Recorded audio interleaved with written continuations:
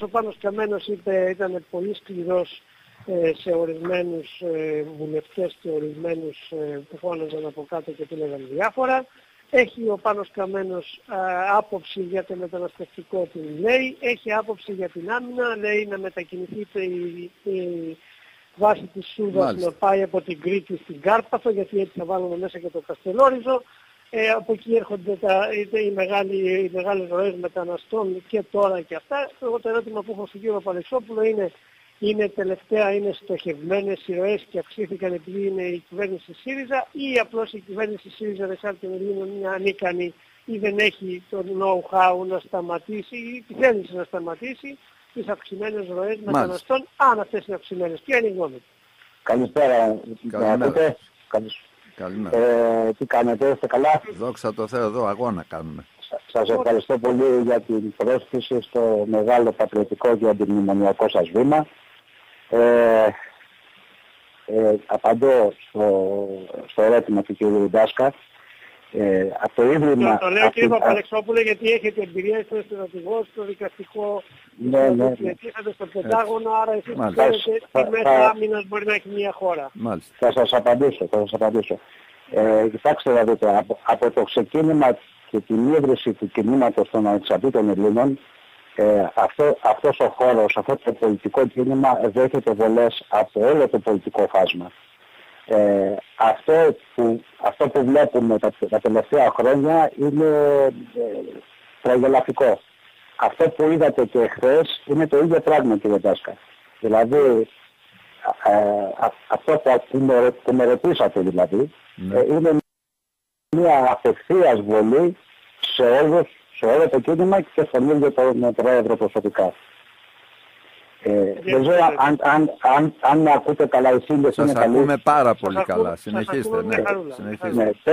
Πέραν αυτών που με ρωτήσατε, κύριε Ντάσκα, εγώ ήθελα να τοποθετηθώ αρχικά και σε άλλα ζητήματα πέραν των στρατιωτικών. Στα πολιτικά ζητήματα, σε αυτά που είπαν και οι προηγούμενοι έγκριτοι συνομιλητές σας, αν και δεν είμαι οικονομολόγος, όπως είπατε προέρχομαι από το χώρο των ενόπλων δυνάμεων, να κάνω μια αρχική τοποθέτηση. Οι Γερμανοί όταν χάνουν ένα πόλεμο, το δείχνει η ιστορία, τον θυμούνται και εκδικούνται πολλά χρόνια αργότερα. Αυτό ακριβώς συμβαίνει και τώρα. Το βλέπουμε. Μπορεί να έχασαν στο Ρίπελ στα οχυρά, όμως ξαναγύρισαν πίσω χωρίς μυδραντιοβόλα, αλλά πάλι με κουκουλοφόρους, όχι με κουκούλες που δείχναν τους πατριώτες, αλλά με χαρτογιακάδες και με γραβάτες αυτή τη φορά. Αυτό που βιώνει η πατρίδα μας, ο ελληνικός λαός από το 2010 και μετά, δεν είναι οικονομική αναπροσαρμογή. Είναι μια καθυπόταξη και μια σκλαβιά. Σκλαβιά με το γάντι. Και αυτό για να το ενισχύσω, μπορώ να το υποστηρίξω με αυτό που συνέβη στις προηγούμενες συνομιλίες μεταξύ της κυβέρνησης εθνικού σκοπού, με τους θεσμούς για μας τους τροικανούς. Τα βασικά μέτρα που προέτειναν πέραν των υπολείπων δείχνουν τη σκληρότητα των Βορειοευρωπαίων και κυρίως των Γερμανών. Όταν έχεις μια χώρα που επί 3 χρόνια επί 3 μήνες έχει ένα βασικό οχυρό να μαζέψει λεφτά, και αυτός είναι ο τουρισμός, και βλέπουμε ότι σε αυτόν τον ακριβώς τον τομέα που αυτή η χώρα που σέρνεται επί 5 χρόνια προσπαθεί να κάνει μια τουριστική πολιτική, που πέρυσι είχαμε 22 εκατομμύρια τουρίστες στην Ελλάδα και φέτος αναμένεται πολύ περισσότεροι, και χτυπά στα νησιά του, χτυπά στον τουρισμό του, σημαίνει καθυπόταξη. Δεύτερο. Αυτό και σημαίνει δεν θέλει να αποδείξει ακριβώς από αυτό το τομέα. Δεν θέλουν αυτοί οι άνθρωποι. Δεν θέλουν. Αυτά που μας λένε ότι δίθεν είναι αναπροσαρμογή και ρύθμιση χρέους είναι ψέματα, είναι παραλήθεια της καλυμάς. Αυτά είναι τα προϊόντα της νέας τάξης πραγμάτων. Αυτή είναι ο όργανα της νέας τάξης πραγμάτων, της παγκοσμιοποίησης που εκπροσωπούν οι Βορειοευρωπαίοι και οι ντόπιοι, οι δικοί μας. Δεν το αρνούμαστε αυτό. Το δεύτερο μέτρο, η αύξηση του ΦΠΑ στη ΔΕΗ. Η αύξηση του ΦΠΑ στη ΔΕΗ σε μια χώρα που έχει κηρυχθεί σε χώρα σε ανθρωπιστική χρήση, καταλαβαίνετε τι δείχνει.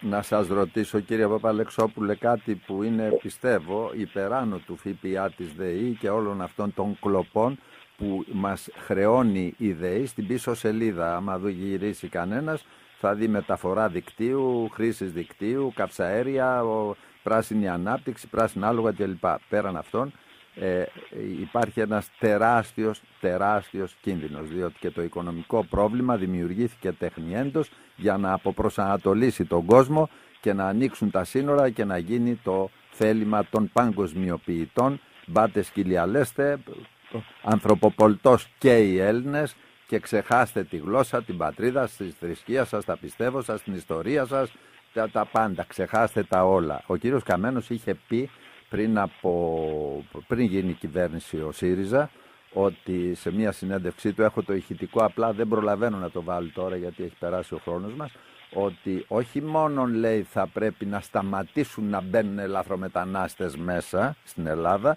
αλλά θα πρέπει να φύγουν αμέσως και αυτοί που είναι εδώ. Εδώ ετοιμάζεται η κυβέρνηση τώρα να δώσει ηθαγένειες. Σταματάω εγώ για να προλάβετε να μιλήσετε. Ο χρόνος δυστυχώς έφυγε πάρα πολύ με τους προηγούμενους συνομιλητές. Ναι, έχω να πω πολλά πράγματα. Θα συνεχίσουμε αύριο. Θα έχουμε την ευκαιρία αύριο, βέβαια. Δεν ξέρω αν θα μπορέσω αύριο, γιατί θα είμαι σε χώρα που ίσως να μην γίνεται το τηλέφωνο.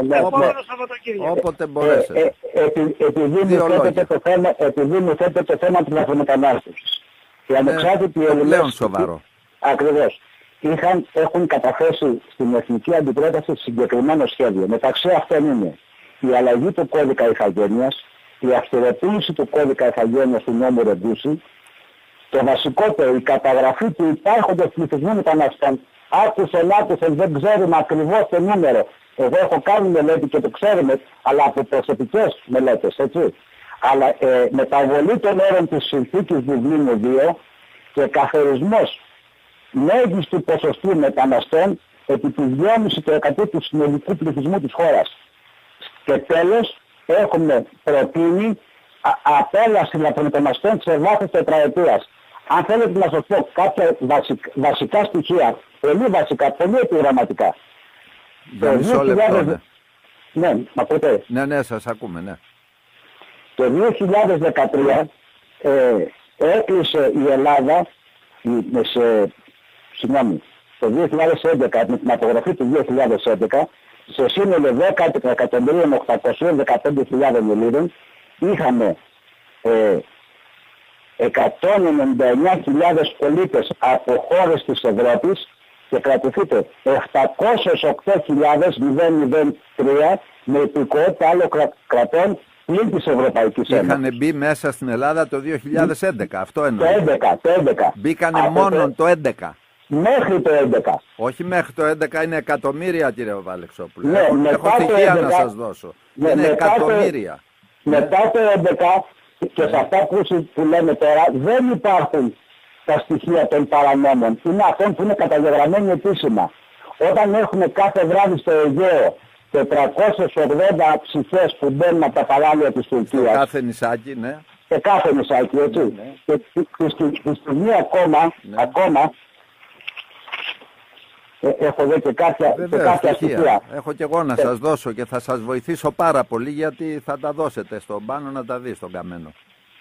Τα θαλάσσια σύνορα της Ελλάδος, όπως ξέρουμε όλοι, αποτελούν και σύνορα της Ευρωπαϊκής Ένωσης, έτσι δεν είναι? Βεβαίως.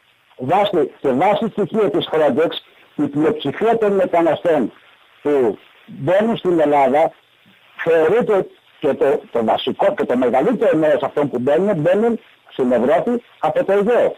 Μάλιστα. Οι μετανάστες που εισέρχονται μέσω Τουρκίας θα πρέπει σύμφωνα και με τα πλαίσια της συμφωνίας επανεισδοχής που έχει υπογράψει η Ευρωπαϊκή Ένωση και η Τουρκία να επιστρέψουν στη χώρα από την οποία προήλθαν. Δεν πρόκειται να επιστρέψουν, ναι. Αυτό όμως δεν έχει καταστρατηγηθεί. Έτσι. Τα βασικά στοιχεία της εθνικής αντιπρότευσης είναι πολύ σημαντικά. Θα ήθελα σε κάποια άλλη ευκαιρία να τα πούμε. Θα τα πούμε την άλλη εβδομάδα. Εγώ θέλω να σας θυμίσω στην ομιλία του ο κύριος Πανούσης, ο Υπουργός Δημόσιας Τάξης, είπε πριν από 12 μέρες, 13 μέρες, ότι δεν είναι δυνατόν, το λέω για αυτά που είπατε, ότι 800.000 ήταν το 1990. Μπήκανε 800.000 από Αλβανία, Βουλγαρία κλπ. Ήταν 1,5 εκατομμύριο είχαν έρθει Βούλγαροι μόνο. Εγώ σας τα λέω αυτά στοιχεία από το Βούλγαρο τον πρέσβη, το Στέφαν Στογιάννοφ, που είναι πολύ φίλος μου. Ό,τι ώρα θέλετε σας φέρνω και έγγραφα της Βουλγαρικής Πρεσβείας. Θα μου επιτρέψετε πέραν του... Όχι, αφήστε να σας πω, είπε ο κύριος Πανούσης λοιπόν προχθές, ότι πριν από 12 μέρες, ότι δεν είναι δυνατόν, λέει, στην Ελλάδα να είμαστε, υπουργός του ΣΥΡΙΖΑ, έτσι, όχι εγώ, δεν είναι δυνατόν στην Ελλάδα να είμαστε 9 εκατομμύρια Έλληνες και 5 εκατομμύρια μετανάστες. Έτσι. Αυτό κύριε Ιλς, το είπε ο κύριος Πανούς, έχω να σας δώσω και πού το είπε και το ηχητικό του και όλα. Αφού τα λέμε όλα στο ωραίο αντιμνημονιακό σας βήμα, πατριωτικό αντιμνημονιακό, ναι, τα λέμε όλα, αυτό είναι σχέδιο αλλίωσης του ελληνικού πληθυσμού. Τώρα πάμε στην ουσία. Είναι σχέδιο της αλλίωσης της ανθρωπογεωγραφίας της χώρας μας. Είναι ο άλλος μοχλός που η νέα τάξη πραγμάτων, πέρα από τα οικονομικά που έχουν βάλει το Σόιμπλε και όλους αυτούς να χτυπάνε την πατρίδα, ώστε σταδιακά να μετατραπεί η χώρα σε ένα άθρομα πολιτικών μεταναστών και λαθρομεταναστών. Έτσι, εγώ λοιπόν σας λέω τώρα ότι από αυτό το ραδιόφωνο θα πείτε μόνον αλήθειες. Ή πράγματα που ξέρετε. Αν δεν ξέρετε κάτι, εγώ δεν το ξέρω. Αν το ξέρετε όμως, πέστε το. Πέστε το για να ξυπνήσει ο κόσμος. Πέρα των θεμάτων όμως της λαθρομετανάστευσης, δύο κουβέντες για να κλείσουμε και για τα οικονομικά θέματα, που μπορεί να μην είμαι οικονομολόγος, αλλά σαν Έλληνας πατριώτης και μέλος ενός αντιμνημονιακού χώρου, θα ήθελα να εκφραστώ στο βήμα σας. Πέστε το.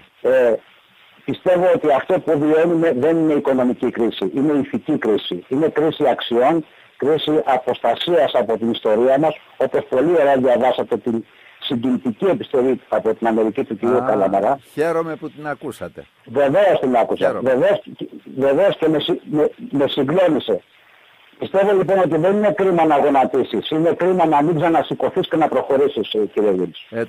Γονατίσαμε από τα λάθη μας, όχι μόνο τα οικονομικά, αλλά και τα ηθικά, τα πολιτικά, τα πνευματικά και τα πολιτιστικά. Εγώ πιστεύω ότι η κρίση είναι και μέσα μας. Δεν είναι μόνο στο πορτοφόλι μας. Είναι και στο χαρακτήρα μας.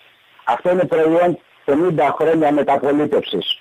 Αυτό πιστεύω ότι αυτή η μεταπολίτευση το εξέφρεψε στον Έλληνα. Την αρπαχτή, τη ρεμούλα, το βόλεμα, τον υπερβανισμό, τον υπερδιορισμό, όλα αυτά είναι προϊόντα που σήμερα πληρώνουν το λογαριασμό. Υπάρχουν τρόποι εξόδου. Υπάρχουν τους οποίους θα συζητήσουμε σε επόμενη εκπομπή. Υπάρχουν τρόποι εξόδου και συγκεκριμένοι τρόποι εξόδου. Σας ευχαριστώ πάρα πολύ. Εγώ σας ευχαριστώ πάρα πολύ, κύριε Παπαλεξόπουλε. Ήταν ο κύριος Παπαλεξόπουλος μαζί μας, ο Άγγελος Παπαλεξόπουλος, πολιτευτής του ΣΥΡΙΖΑ. Όχι του ΣΥΡΙΖΑ. Συγγνώμη, με συγχωρείτε, των ανεξαρτήτων Ελλήνων. Μπορεί να είμαστε συγκεκριμένοι. Ναι, όχι, συγγνώμη. Πολιτευτής των ανεξαρτήτων Ελλήνων, στρατηγός της στρατιωτικής δικαιοσύνης. Έτσι δεν είναι? Σας ευχαριστώ πάρα πολύ. Να είστε καλά, εγώ σας ευχαριστώ. Και συγχαρητήρια για το έργο που παρέχετε στον υποταγμένο λαό μας. Να είστε καλά, κύριε Παπαλεξόπουλε. Ευχαριστώ πάρα πολύ. Ευχαριστώ πολύ. Γιάννη Ντάσκα.